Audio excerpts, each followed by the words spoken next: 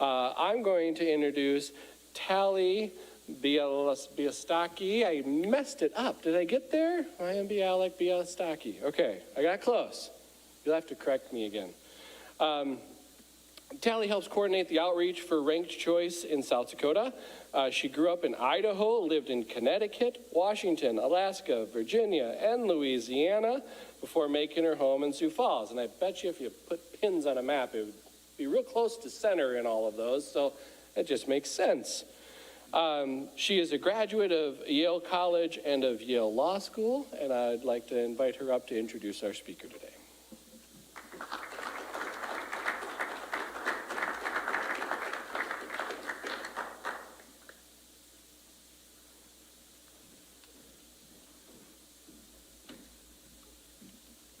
Well, thank you so much for having us. I'm Tally Bialystaki, and I'm introducing our speaker, Jeanelle Lust. She's the Speakers Bureau Chair for Ranked Choice South Dakota. She is of counsel at the Knudsen Law Firm in Lincoln, Nebraska, where she acts as a part-time remote arbitrator and hearing officer. In 2019, Jeanelle and her husband, John, both native South Dakotans, moved back to Sioux Falls. Jeanelle graduated cum laude from Augustana University in 1991 and graduated from Creighton University School of Law, where she received the Faculty of Law Highest Triennial Average Award for having the highest grade point average after each year in law school in 1994.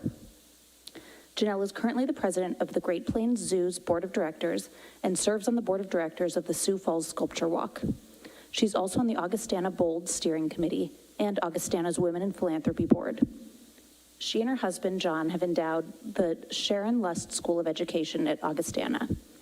So please welcome Jeanelle. She's going to be a great speaker, and we have some handouts. You've all probably received those green ones. If anyone's missing one, you can raise your hand, and we have a sign-up sheet here if you are interested in getting an occasional email from us. So that's right up there at the front.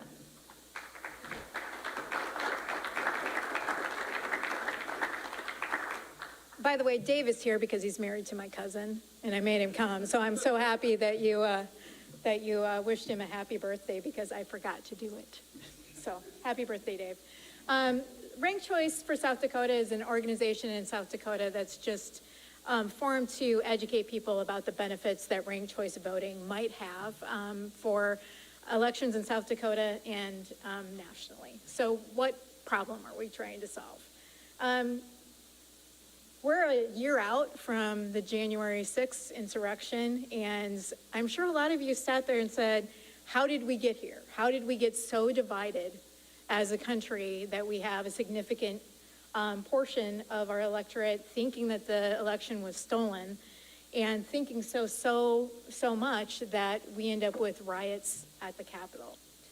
Well, our Constitution created a republic that's based on checks and balances, and it requires consensus to govern. Our legislative branch is supposed to come together to advance legislation that benefits all of us. We're supposed to be operating as one country.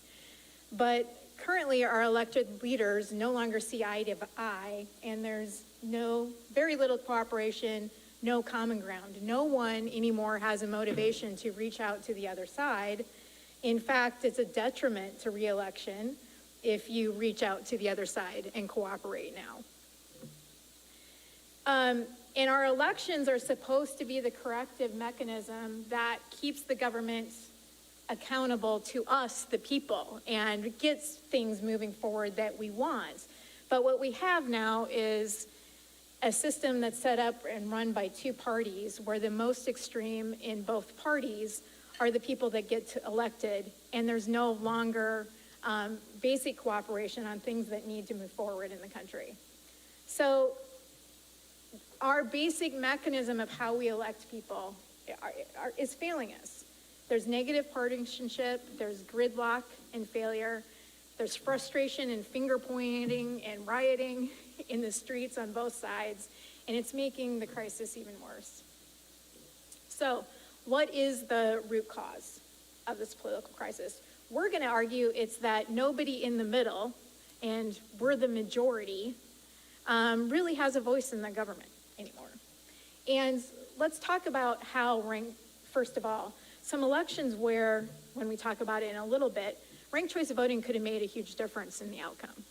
First example is the US presidential election in Florida in 2000. How many of you, well, I guess you all are, are old enough to remember the 2000 election and how many days went by without us knowing who the president of the United States was and what a crisis that seemed like at the time. Well, in Florida, George Bush ended up winning by 537 votes. And we're not going to go into all of the details of did he really win by 537, hanging chads, all of that. That's the final election. But what you maybe didn't know was that in Florida, Ralph Nader received 97,488 votes and received 1.64% of the vote. Well, they polled Nader voters after the election, and 45% of those voters preferred Al Gore, 27% preferred Bush, and 28% would not have voted. So when we start talking about ranked choice voting, think about if the election outcome would have changed if people who liked Nader as their first choice could have selected their second choice if their favorite candidate couldn't get through. This isn't a thing that just happens to Democrats. In the election of 1992, and again, I think most of us in this room are old enough to remember that, Ross Perot received 18.9% of the vote. George H.W. Bush, George the First, as I like to call him, received 37.4%, and Bill Clinton 43%. Again, some polling of Ross Perot voters indicated that they would have preferred George H.W. Bush as their second place candidate, but we end up with Bill Clinton as president with only 43% of the US population supporting him. And this doesn't just happen nationally. It happens in local elections too. In the 2010 Sioux Falls race, the mayor that went through only received just under 25% of the vote and became mayor because 3 other candidates in the race, the more moderate candidates, split a little over 50% of the votes, and the second place finisher only got 25% of the vote. After that, Sioux Falls actually adopted runoff elections to try to solve some of the problem with that, but we'll talk about runoff elections in a little bit too. In Aberdeen, Tiffany Langer becomes the city council member with only 37% of the vote, so nearly 2/3 of the voters in Aberdeen did not want her as a candidate, but she's the person that ends up on the city council. In Brookings, it's a 2-seat election. More votes were cast for other candidates in the race than the 2 that end up serving on the city council. In the Rapid City School Board election, the person that becomes the person sitting on the Rapid City School Board, again, received less votes than people voting against her. In Watertown, they had decided to do runoffs to prevent this thing of a non-majority candidate getting through, but they're thinking about eliminating those runoff elections and going back to plurality elections because runoff elections cost a lot of money for the taxpayers. So what do we have? We have a system that fails to guarantee candidates that receive a majority of support. It fails to eliminate the spoiler effect, and by that I mean you have a third-party candidate that you know is not going to win, but your heart still wants you to vote for that person, and so you feel like you're wasting your vote by voting for your favorite candidate. It costs taxpayers money by requiring additional runoff elections, and it discourages anybody who isn't a diehard Republican or a diehard Democrat from running for office. If you're a moderate or an independent or maybe a Green Party person or a Libertarian Party person, and you have no chance in the election, it discourages you from running, and it limits our choice in the voting booth. So, what do we think the solution is? We think ranked choice voting can help solve a lot of the problems we're having with our elections. Ranked choice voting lets you rank multiple candidates in the order that you prefer them in one election. If you all turn over that green sheet on the back, you'll see a sample ballot of what a ranked choice ballot looks like. And if you look at this ballot that's put out by the League of Women Voters in Maine, where they used ranked choice voting, you'll see that if you can count to 3, you can vote in a ranked choice election. So you have 3 candidates in this election, and you have a first, second, and third choice. You just rank them. If the first candidate is the guy you like the best, you fill in the box for being first choice. If the second candidate is the guy that you hate the most, you can fill him in as 3 or not vote for him at all. And if the third candidate is the person you like second, you pick them as second on the vote. So, to win under ranked choice voting, a candidate must get a majority of the vote, over 50% if we're only electing 1 seat, in either the first round or in what we're going to call an instant runoff round. So, sample ranked choice voting election. Dark orange here has received 55% of the vote in the after first round of voting. Anybody have a guess as to what that means? They win, right? Just like what you're used to. Ranked choice voting comes into effect when you don't have somebody crossing that 50% threshold in the first round of voting. Instead, you have 4 candidates splitting the vote. What you do then is light orange here only has 5% of the vote, of the first choice votes. So what we're going to do is eliminate light oranges from the race, take all of the second choices on the ballots that picked light orange as their first choice and reallocate it to the second choice. So in round 2, light orange is out and the votes have been reallocated. And dark orange and dark purple have gained a few votes, but still there's still nobody over 50%. So we eliminate the next lowest vote getter. Their second choice of votes are then counted, and we end up with an election where dark purple ends up with 55% of the vote after the ranked choice votes are counted, and dark purple becomes the winner. And this ranked choice voting is actually being used across the country in various cities, and we'll talk about that a little more. But here's just an example of how this worked in the Santa Fe mayoral election in 2018. There were 5 candidates in the race, and as you can see, nobody in the first round has the over 50%. So they reallocate again, still reallocate to the second place voters, still nobody's over 50%. So you go again, still nobody's over 50%. And then finally, in the final round, Alan Weber became mayor of Santa Fe by crossing that 50% threshold. Now, this is not something that Tally and I sat in our little offices and made up one day over coffee at Josiah's. Ranked choice voting is something that's been used around the world for a long time. Some of the democracies that we consider, the most stable in this country have used, in this world, have used ranked choice voting for over 100 years, particularly Australia and Ireland. It's also used in the United States. Maine and Alaska, in the turquoisey color there, use it for, well, Alaska will in the next round of elections, use it for all of their state and federal elections. The other boxes here represent different stages of using ranked choice voting. You'll see that Minnesota, just to our east there, has adopted ranked choice voting for 7 cities in Minnesota, including the Twin Cities and Bloomington. And they have used it for some time for their mayoral elections. Bloomington just adopted it this past year. These jurisdictions will be using ranked choice voting for the first time in the next round in election, and I want to talk to you about Alaska.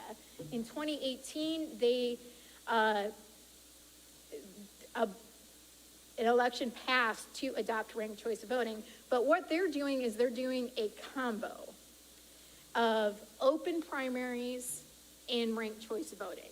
So in Alaska, they're going to have a primary election, but you don't have to vote for the person in your party. It's an open primary. So a Democrat can vote for a Republican, vice versa, and you're going to get the top four vote getters will then go on to the general election, which will then use ranked choice voting. And why did Alaska decide to adopt that? They adopted it by voter referendum in 2020, and people up there were just tired of their intense partisans on each side getting elected. People had felt that they were going to a lot of elections where they had to hold their nose and vote for the person that they least hated as their candidate rather than somebody they liked. These states use it for their presidential nominations. These states use it for their party elections and conventions. I've highlighted Virginia there because, as you may know if you follow politics at all, Virginia turned red in the last election. And prior to that last election, they elected their statewide candidates using ranked choice voting at the Republican Party convention. And some analysts believe that by selecting their candidates that way, their candidates had a broader base of support in the statewide election than they would have otherwise.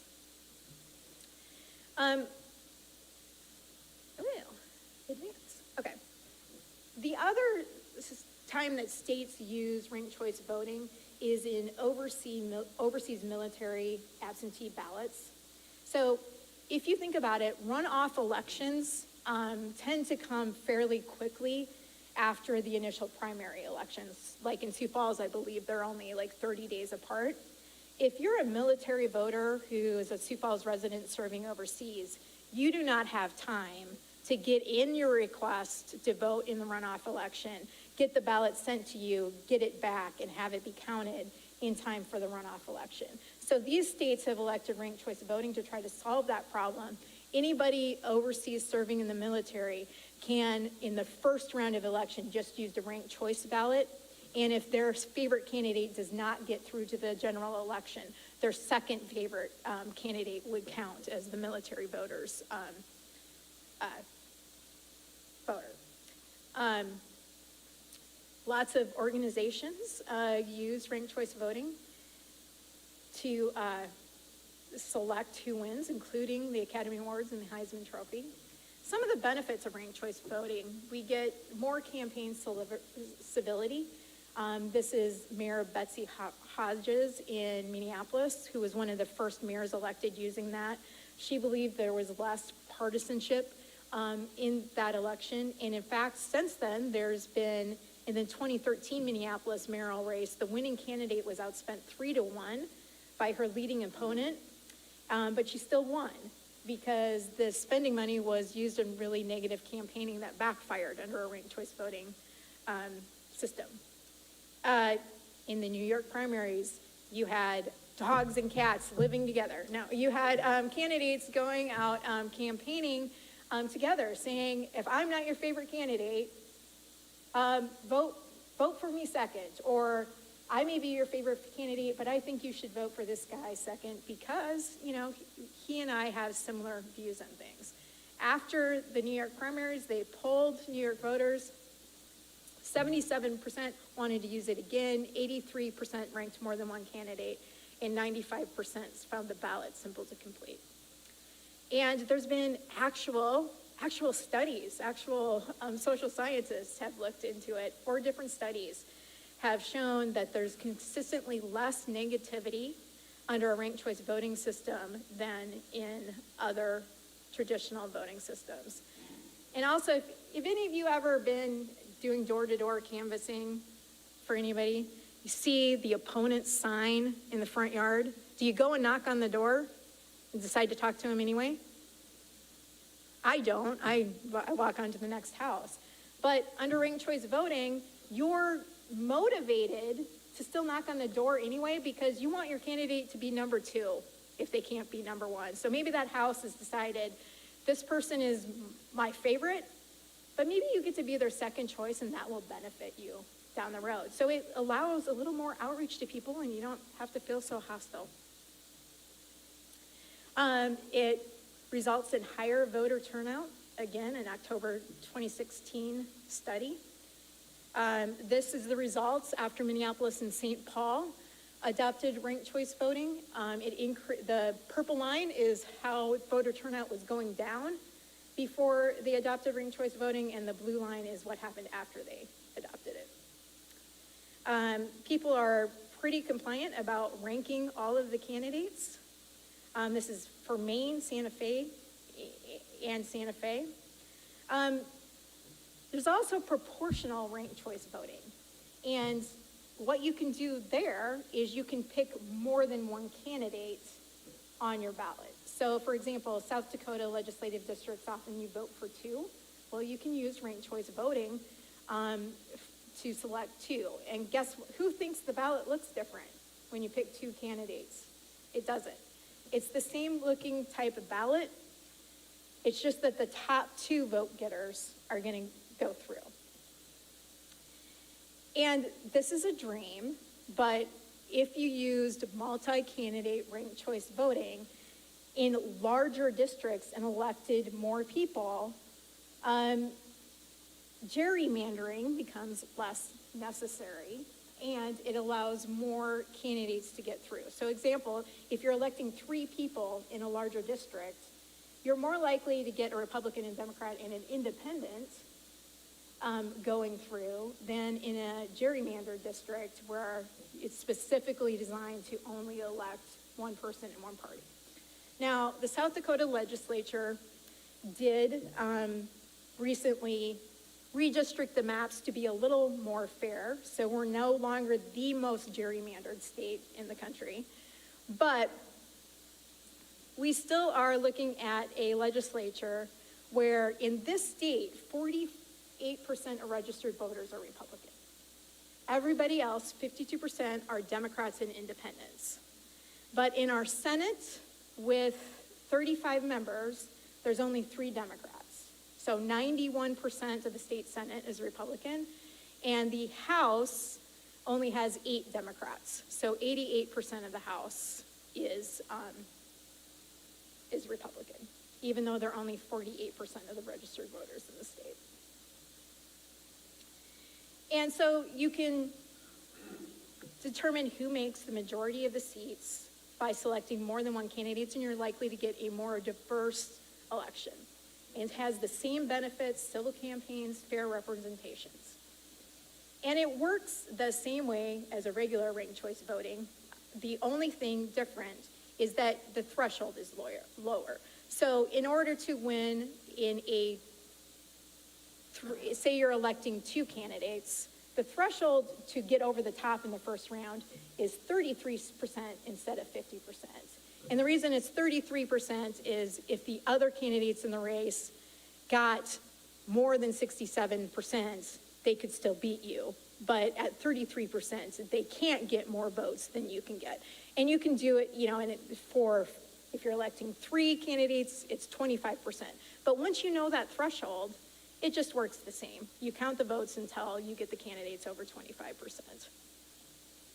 And here's an example of where they were electing 3 different candidates.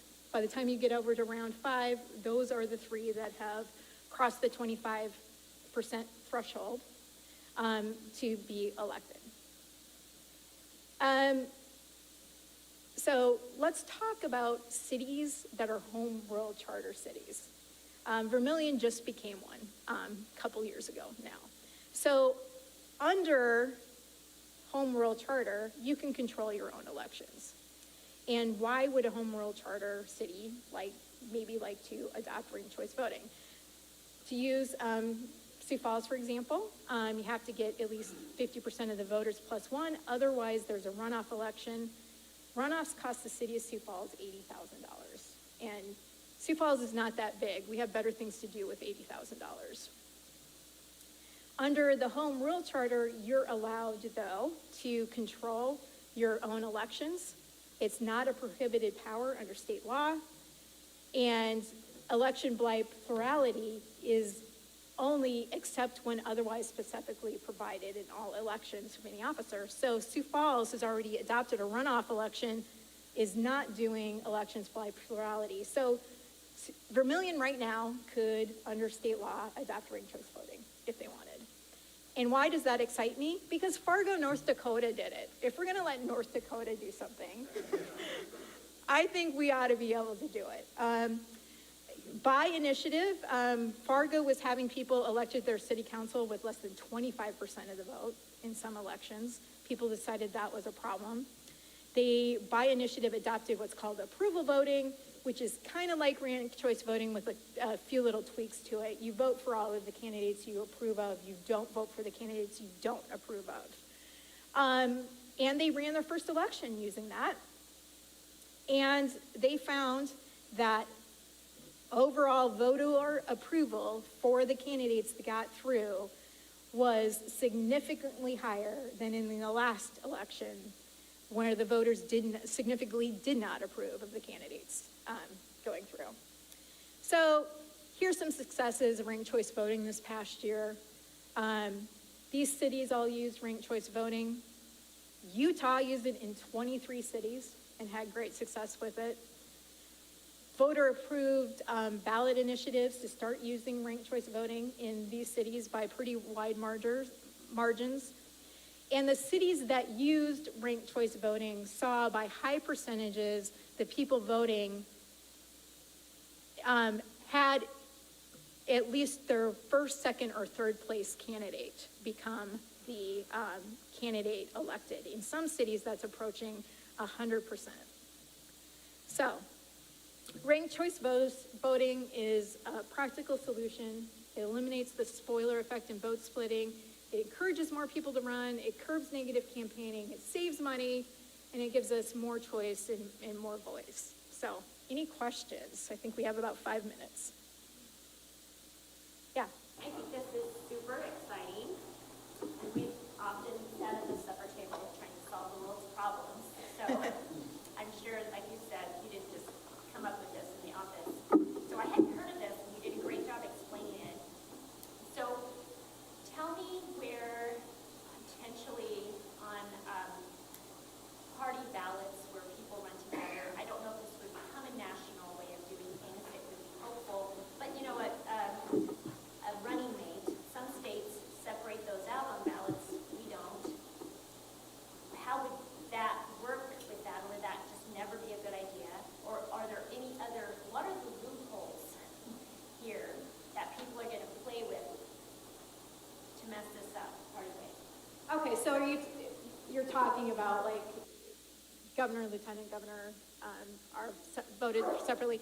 You don't have to have a ballot. The ballot can still identify what party they're with. And if for some reason, frankly, people hate the Republican candidate for lieutenant governor and it ends up being a Democrat or an independent instead, I don't know that that's a bad thing. I mean, I think we vote separately to allow for the possibility. Otherwise, we would make them run together. Yeah. Any other questions? Yeah. In this places that have it, do you find that the moderate people are having a better success rate? Percentages rather than speakers?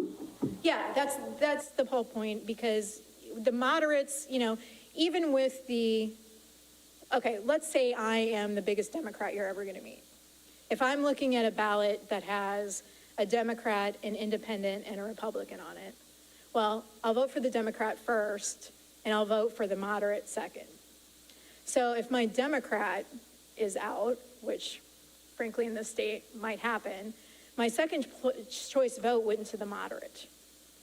And if most people, if every Democrat picked the moderate as their second place candidate, the moderate independent had a lot of votes independently, then the moderate has a chance with those second place votes, because the Democrat's out, of being the candidate that gets over 50% with that instead of the Republican candidate. Works the same way, the other way. I mean, so you get the diehards voting that way. You get moderates voting for moderates, And then having a selection with one of the major, if there's only three there, one of the major parties that they like better, but they don't have to feel like they're throwing away their vote on the moderate because the party that they absolutely hate will automatically get elected if they don't vote for the other major party. Does that make sense? Okay. Yeah. So the thing to me in my mind that Alaska and Maine have together, they're very independent people. I mean, I think just look at their congressional delegations and, they, Lisa Murkowski got booted in a primary, ran a write-in campaign, got elected, and now partly the reason why they did this is they didn't want some of the extremes. But, so South Dakota to me is also a pretty independent state, not Democratic-wise, but like the big independents, like especially thinking like West River. Is there any of your messaging, maybe thinking more to like hit that if you're an independent, you're kind of irrelevant in the state, you have to pick one of these two, this is a good way to get to that? I mean, is that? We're a little baby organization. We're just getting started. So, we would love to get messaging out in Western South Dakota, but right now, the volunteers for this are primarily based in Sioux Falls. So we would love to do that, is the answer. Yeah. Point of interest, wherever the Mathematical Association of America uses their approval. Okay. Yeah, that's also another really super exciting method. Anything else, anybody? All right, thank you. We have to go over to the law school now, so thank you for lunch.